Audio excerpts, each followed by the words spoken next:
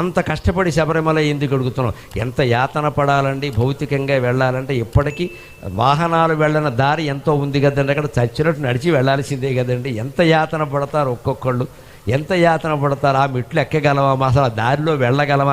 కీకారణ్యం ఎప్పటికీ ఉంది అలాగా. పైగా దాన్ని మార్చరు. దీక్ష అంటే దీక్ష, అక్కడ శ్రమ పడాలి, వెళ్ళాలి. అక్కడ ఏదో హెలికాప్టర్లు పెట్టేసి నానా గొడవ చేస్తే దీక్ష లోకుమైపోతుంది. ఎప్పుడు కఠినమైంది కఠినంగానే ఉండాలి. దాన్ని మనం సాధించాలి కదా. దాన్ని సులభం చేసేస్తే ధనవంతులందరూ శుభ్రంగా కోట్ల రూపాయల టికెట్లు కొనుక్కొని వెళ్ళిపోతారు. అలా ఉండే అవకాశం ఉండకూడదండి. దయచేసి అయ్యప్ప దీక్షలో నిబంధనలు సరళించకండి, సరళం చేయకండి. అలాగే ఉండాలి, మనం పాటించాలి.